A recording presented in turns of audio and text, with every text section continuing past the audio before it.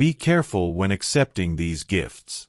I threw away the gifts yesterday and the illness disappeared. Boris Ratnikov explains how to identify dangerous elements that go unnoticed for your well-being and can cause illness.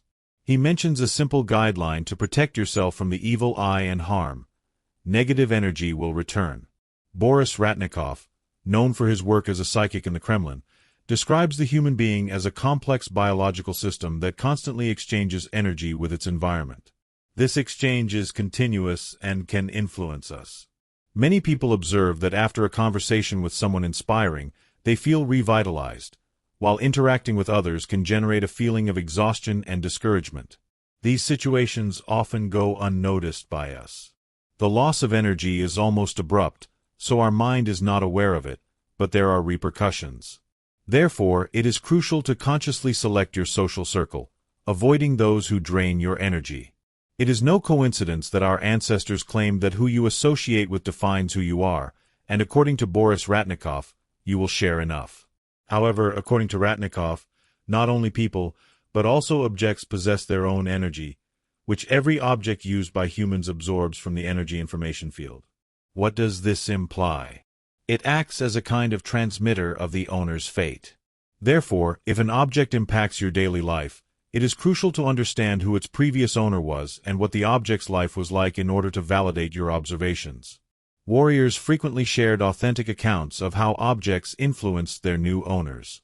Let's analyze the two most notable situations from his experience. Boris Konstantinovich Ratnikov recounted that one day he decided to visit a friend who had recently obtained a new position and moved to a different office. However, the visit was overshadowed by special daggers placed behind his friend's chair. The daggers clearly attracted attention as they were spread out on the carpet. Boris asked where they came from and found out that they were trophies.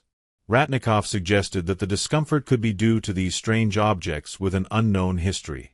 He recommends removing the daggers from the office and observing an improvement in well-being after getting rid of them. The headaches did indeed disappear. He stopped. Perhaps this happened thanks to Ratnikov's advice, or perhaps he was influenced by the energy of the space itself, freeing himself from the influence of others. For this reason, Boris Konstantinovich avoids accepting gifts and antique objects. Be careful when accepting these items. I removed the gifts yesterday and the illness disappeared. These items can be impregnated with negative energy. They can change owners, and the energy of the environment can adversely affect the new owner. For example, these objects could transfer diseases. Therefore, I recommend that you be careful with anything that has been handled by other people, especially clothes that have already been worn by someone else. How to identify something dangerous? One day, Boris Konstantinovich Ratnikov faced a situation that made him reconsider the energy of objects. For many years, a woman named Maria, who was his hairdresser, cut his hair. Even after his retirement, Boris Konstantinovich continued to visit her at home. One day, Maria placed him in front of an antique mirror. He remembered that warriors had previously used it.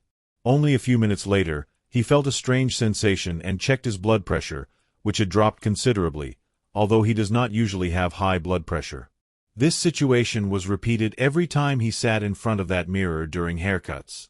After the third incident, Boris Konstantinovich began to suspect that his ailments were not related to his health or the environment. He asked Maria, "How did you get this mirror?" She explained that it came from his great-grandparents and that Maria had taken it from him during the dispossession of a landowner's house.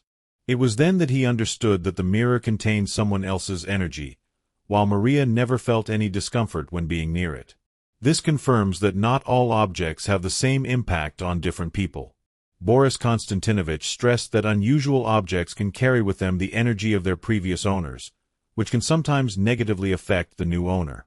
To determine whether an object is safe, it is advisable to pay attention to your own sensations. If you experience negative emotions or feel that your well-being decreases when being near an object, it is better to get rid of it. She also noted that problems in life, such as conflicts, illnesses, or accidents, can arise after acquiring a new object and serve as indications of its negativity. There are numerous ways in the world to cleanse your energy field and remove the influence of negative energies. One of the most effective but least known methods is the use of frozen salt. This ritual not only neutralizes negative energy, but also returns it to its source. You will be surprised at how simple the process is. Freezing salt can free you from the evil eye, damage, and undesirable effects. To start, choose salt. Large salt jars are best suited. The salt should be as pure as possible, but if not, a regular table salt will also work. It is essential to use an airtight bag that will keep the contents safe. This can be a food bag or another bag that closes well. In addition, you will need a piece of paper, preferably with uneven edges, torn by hand. This step symbolizes the process of removing barriers and obstacles in your life as the salt freezes.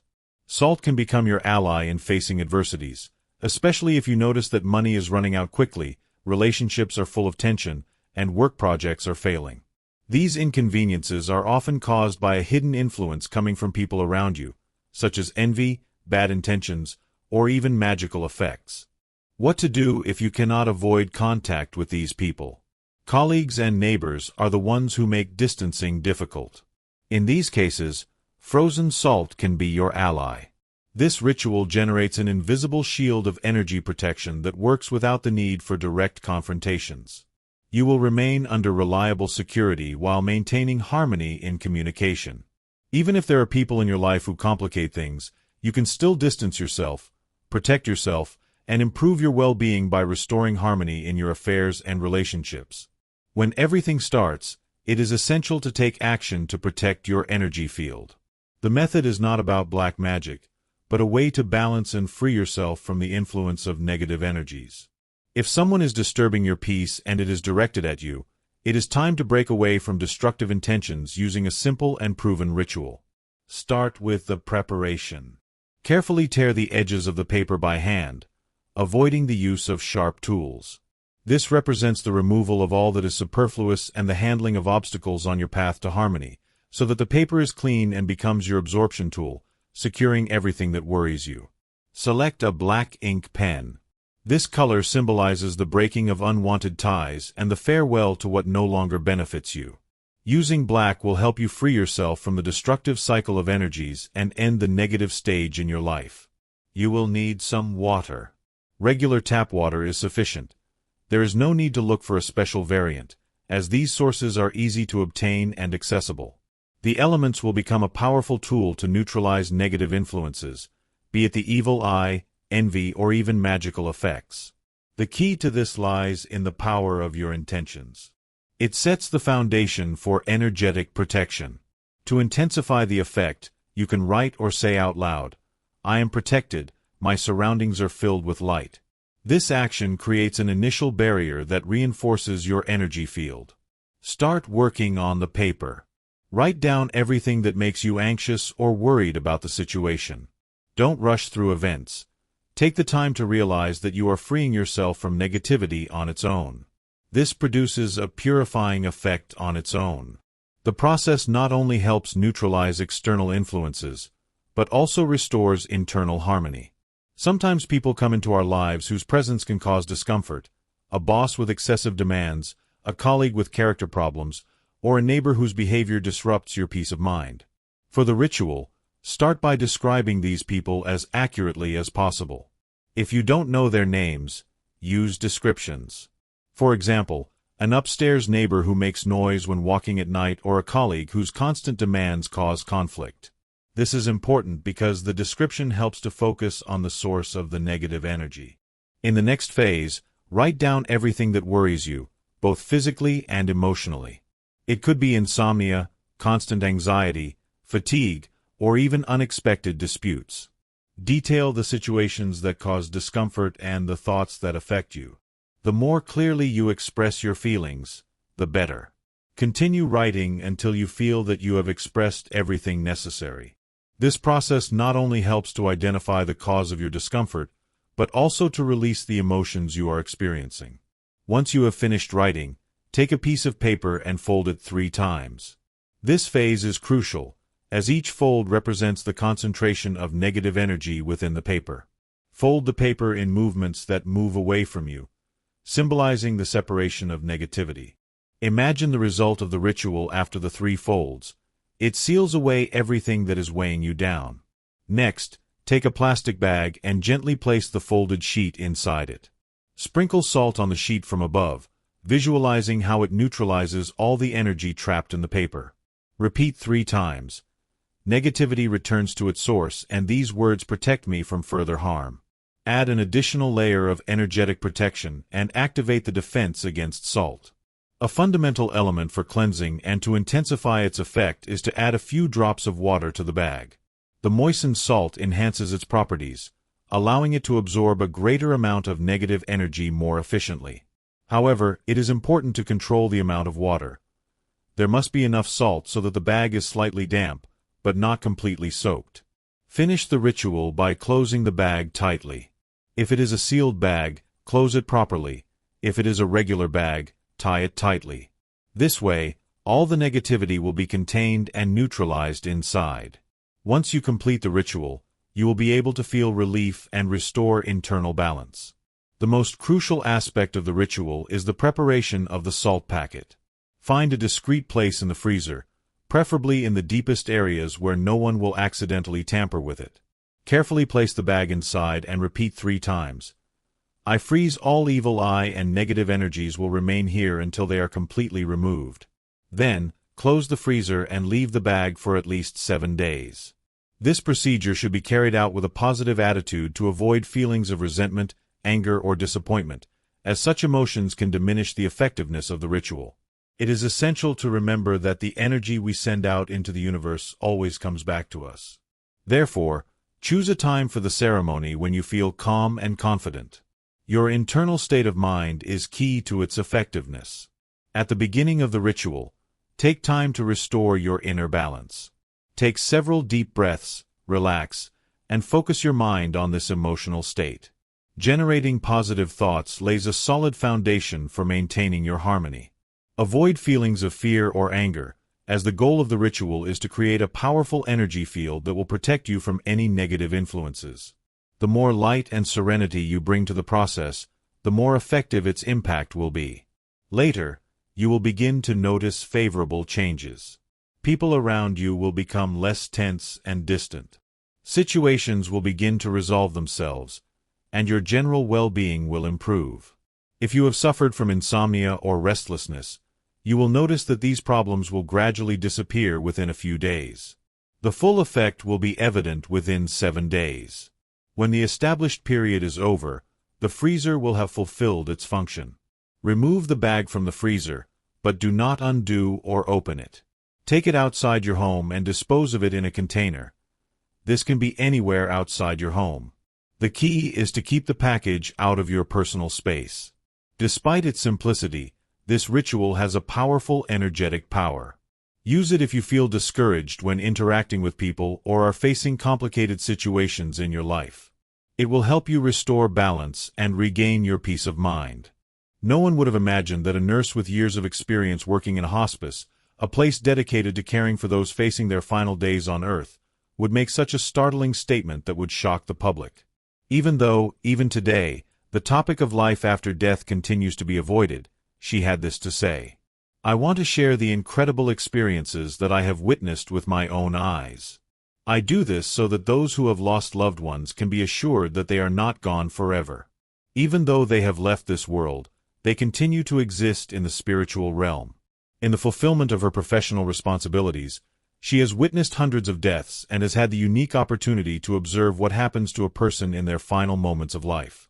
I can say with absolute certainty, she explained, that in those moments of the greatest mystery, a veil seems to lift from this world to the next, allowing the dying person to glimpse something that remains inaccessible to those of us who are still alive. Most of the time, what they perceive fills them with peace and serenity. While some believe in the existence of an afterlife and others deny it, for her this question does not raise doubts. I do not need to have faith in life after death, she said. I know with absolute certainty that it exists. The nurse who made this statement is called Julie McFadden. During her work in the intensive care unit of a hospice, she had to deal with numerous unusual cases. Julie openly confessed that on several occasions she witnessed unexplainable phenomena related to the process of human death. One of the most extraordinary and moving cases involved a patient who was not yet 30 years old, but who was diagnosed with a terminal illness. This young man spent the last 6 months of his life in the hospice. He was a difficult patient, as he found it difficult to accept that he would soon have to give up everything he had achieved with effort and dedication. The young man received few visits, both from friends and family, and his loneliness was evident. Julie often talked to him, and over time, she began to see him as a friend. In these conversations, he confided his deepest emotions to her, and the one that tormented him the most was his fear of death. He often asked her what exactly happens during the last moments of life and what awaits people when they cross over to the other world. The day this patient died, Julie was not in the hospice. While she was driving her car attending to personal matters, a strange premonition invaded her heart. That unusual feeling led her to think of the young man, and at that moment she thought she heard his voice saying, "If I had known that dying was like this, I would not have been afraid of his arrival."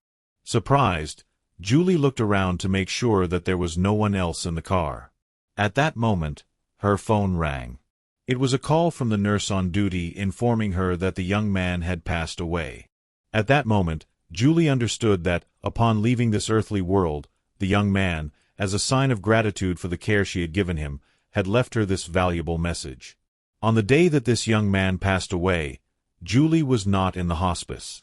While she was driving her car attending to personal matters, a strange sensation crossed her heart, like a premonition. That unexpected experience made her immediately think of the young man, and at that moment she thought she heard his voice saying, "If I had known that dying was like this, I would never have been afraid of his arrival." Confused, Julie looked around to make sure that there was no one else in the vehicle. Just then, her phone rang. The nurse on duty informed her that the young man had passed away. Julie understood that, upon leaving this world, the young man, as a sign of gratitude for the care she had given him, had sent her this important message. Although this episode marked her deeply, Julie admitted that, for years, she did not dare to talk about it for fear of being labeled crazy and risking her career in the medical field. However, this message from the supernatural not only reinforced her belief in the existence of life after death, but also led her to pay more attention to the dying in order to try to understand what really happens at the moment when people cross the barrier between life and death. Over time, Julie identified certain patterns that, according to her, indicated that someone was close to dying. She called these patterns deathbed phenomena. She observed that, in their last moments, many people became deeply emotional and wanted to surround themselves with their friends and family. She also noticed that dogs seem especially sensitive to the imminent death of their owners. According to Julie, when a person is close to death, dogs display restless behavior, staying by their owner's side constantly and trying to demonstrate their care until the end. Regarding other signs, Julie commented, "There are some in particular that really caught my attention and led me to believe that there is some kind of continuity after death. Thanks to these signs, I became certain that a better existence awaits us beyond the limits of this physical world. I now believe that when we die, we simply wake up in a place we have always known, but had somehow forgotten." Julie observed that in the last days of life, many people who are close to death tend to behave in a similar way and utter words that are repeated from one instance to another. According to her studies, shortly before death, people seem to enter a state of remarkable mental clarity, where they perceive the world with extraordinary intensity and experience an unexpected increase in energy. This occurs even in patients with serious illnesses. Before they die, many people go through surprising moments, Julie explained. They suddenly have a better appetite. Some manage to get out of bed, start walking, talking, and even laughing. However, this increase in energy usually does not last long. Sadly, many patients die within a few hours or days of this episode.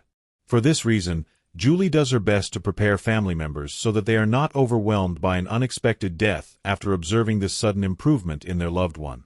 I try to explain this phenomenon to them so that the death, after several days of apparent improvement, does not take them by surprise or leave them devastated, she added. Julia McFadden called visions another of the signs she identified. These usually appear a few weeks before death. People who experience them can converse normally with their living relatives, but at the same time they claim to see deceased loved ones, who seem to be present, either standing next to them or in some corner of the room. These visions, in most cases, are comforting for those who are about to leave. The most important thing at this time is to provide support to your loved one or friend on their deathbed. However, it is important to understand that when someone begins to have these visions, their departure is usually a month away. Julie also mentioned two other signs that she identified as the death stare and the death gesture. The latter occurs when a person, lying or sitting in bed, raises his or her hands as if trying to hug someone invisible. A palliative care nurse described one such episode. A patient of hers, while lying in bed, sat up, stretched his or her arms out in front of him, and when asked what he or she was doing, replied that he or she was opening the gates of heaven. The so-called death stare is characterized by a particular behavior. The person fixes his or her attention on a corner of the room, as if he or she were watching something of great significance. Generally, they describe the presence of a deceased relative or even an angel. The curious thing is that, if you try to catch his or her attention, either by snapping your fingers in front of his or her face or by calling his or her name, the person will not look away, which is especially remarkable. Another intriguing phenomenon is the ability of people to foresee the exact moment of their death. Julia McFadden has witnessed numerous cases in which patients state with certainty, "I'm going to die tonight. I know it, I feel it," and indeed, that is what happens. Some patients seem to wait until all their relatives and friends are present before leaving, while others prefer to do so alone and wait for their loved ones to leave the room to leave this world. There are also those who delay their departure to witness an important event, such as a birthday or a wedding. Julia McFadden said, "Perhaps the observations I have gathered can help people lose their fear of death. The more time I spent interacting with people in their final moments, the less fear I felt toward the end of my own existence. I have witnessed on numerous occasions unexplainable phenomena that occur at the moment someone dies, and they almost always convey a message of hope. They seem to indicate to us that, beyond life, there is a wonderful world where we can probably meet again with those we love, this time without limits or restrictions." Meanwhile, another doctor named David Kessler, who also spent many years working in a hospice, made a similar reflection. If there really is nothing beyond this world, then why do dying people claim otherwise? What would be the point of lying in the last moments of life? One asks. Why would anyone deceive at such a critical time? It would be more logical to assume that, just before dying, people tell only the truth. David Kessler, who worked alongside renowned psychologist Elizabeth Kubler-Ross, shared this belief. Kubler-Ross dedicated her life to caring for people in their final moments and researching near-death experiences. After her death, a book was published that collected dozens of accounts and visions of people on their deathbeds, many of which she and Kessler had personally witnessed. Kessler, who was 32 when she became interested in end-of-life care, recounted one of her first experiences in this field. "My first encounter with something extraordinary on the deathbed was with a woman named Dora. She bravely faced her terminal illness, but in the last few weeks she began to lose consciousness intermittently, then regain it unexpectedly. The first time it happened, she was unconscious for a while, but upon awakening, she began to talk to someone no one else could see. From that point on, it was apparent that Dora was increasingly interacting with this invisible visitor, even as she looked at her doctors or visitors. As Dora's illness reached its final stage, she began to converse openly with her mother, who had already passed away. No one in the room doubted that Dora really saw her mother, because her voice was charged with sincerity and tenderness. According to her, her mother's clothes were nothing more than a bright light, so intense that it was almost painful to look at them." David Kessler also commented, "I am not a religious person, but this view does not seem out of place to me. Rather, it seems like a natural process at the end of human life. Our parents or loved ones are waiting for us on the other side to help us make the transition to another plane of existence and guide us on the path we should follow." In his research, Kessler shared a case that illustrated this phenomenon. A woman, who was in her final days due to heart failure, began talking to someone who was not visible to others. According to her, it was her deceased husband. Relatives assumed that the conversations were the product of hallucinations caused by the medications and requested the doctor to stop the drugs. However, even after stopping the treatment, the woman continued to interact with her deceased husband, alternating without difficulty between talking to him and communicating with her present relatives. David Kessler lamented that most doctors avoid speaking publicly about these issues and rarely admit them openly, fearing to be considered out of place or irrational. As a result, people often dismiss these experiences as side effects of medications or simple hallucinations. But Kessler has a different perspective. He is convinced that the existence of an afterlife is real. I have spent many years observing people in their final moments in hospice, and I want to share something I have noticed, he explained. I have never heard a dying person say that there is nothing more. No one has said, "I see, there is nothing, I am entering nothingness." If there is nothing beyond this world, why would the dying say otherwise? And if so, I prefer to trust the words of those who are on the verge of death, rather than the doubts of the living who have never worked with terminally ill patients in hospices, places where people have nothing to lose and no reason to lie. Another nurse who worked in a hospice and shared valuable knowledge with the world was Barbara K.S. From her observations of people in their final moments, she compiled a unique book in which she documented, in a thorough and detailed manner, the behavior of patients in the process of leaving this earthly world. Here is what Barbara commented on this. Death equalizes us all. Among my patients there were both ordinary workers and people of high social status, but when someone faces their end, differences in social position cease to matter. Everyone, without exception, feels fear of the unknown, and this fear is often especially intensified in those cases where the patient has witnessed a loved one die in a difficult way. However, Barbara noted that, according to her observations, in more than half of the cases, this fear tends to fade away shortly before the moment of death. Barbara also observed that, a few weeks before they die, many people begin to see loved ones who have died before them. Over her decades of experience, she collected hundreds of such accounts, which made it clear to her that previously deceased relatives appear before the dying in their final days to help them make the transition from the physical to the spiritual plane. According to Barbara's observations, the figure who most often acts as a guide in this passage into another existence is the mother of the dying person. This is no coincidence, since, if the relationship between mother and child has been good, there is no one more significant to the child. This idea has its own logic. Just as a mother brought her child into this world, she will also accompany him into the metaphysical dimensions of the universe. One of Barbara's patients, who suffered from cancer, spent her last night restless and unable to sleep. However, at dawn, she opened her eyes, fixed her gaze on an empty corner of the room, and with a tired expression, smiled weakly before whispering, "Mom, I am so glad to see you." Shortly afterward, the patient left this earthly world. Barbara also shared another case in which a father played the role of a guide to the other world for his daughter. She related, "Among my patients was a 52-year-old woman who was very afraid of death and often told me that she would fight for her life until the last moment. 2 days before she left, however, she began to sit upright, exchanging brief comments with someone no one else could see. I asked the patient who she was talking to, and she replied that she was conversing with her deceased father. Shortly before she died, the woman said, 'It's okay. I'm not afraid.'" At the end of this story, Barbara added, "I cannot give a logical explanation for these cases, but I witnessed them, so I believe in their veracity. I understand that reading about something like this is very different from being present at the moment of death and feeling, deep within, contact with something beyond this world." Barbara wrote the following about these events. There are 3 main theories as to how and why these experiences occur. The first is a physical theory, which suggests that these visions are caused by a lack of oxygen to the brain and the release of certain chemicals in the body.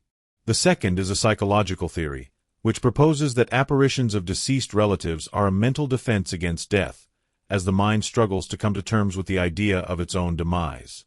However, there is also the third theory, the spiritual one. This connects these supernatural experiences with the existence of the human soul and the reality of a life beyond death. Barbara also mentioned that a few weeks before they die, people tend to lose interest in the earthly world, as their existence here begins to lose meaning. As the time of death approaches, the boundary separating our physical reality from another dimension seems to become more tenuous, and the dying person may feel as if they are between 2 worlds. Perhaps this is why many see loved ones who have passed away before them. In addition to describing encounters with deceased relatives, patients often shared with Barbara visions of bright lights and places of indescribable beauty. For example, One of the hospice patients, who was growing weaker by the day, sat up in her bed one afternoon, looked up, and said, "Do you see those lights? They're calling me." Minutes later, that woman passed away, Barbara K.S. recounted. Bright lights are a recurring element in many near-death experiences.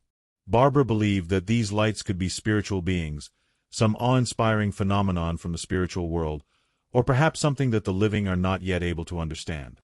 One patient described hearing a heavenly choir and feeling the touch of angel wings as she described what she saw. As she did so, her face lit up with a calm, peaceful smile. Another patient turned to Barbara as she walked into his room one afternoon and said, "It's time to say goodbye. Thank you for taking care of me, but I'm going home now.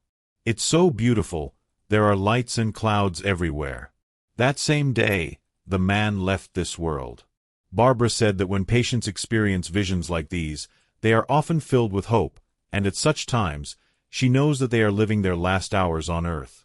I am convinced that for these people, the transition to another world is smooth and with very little fear. All these experiences and stories reinforce my belief that there is something beyond our material world. At the very least, it gives me hope that when my time comes, someone dear to me will also come to accompany me on this important step into the unknown. I admit that death is scary enough on its own, so it would be comforting to have someone welcome us with love and tenderness.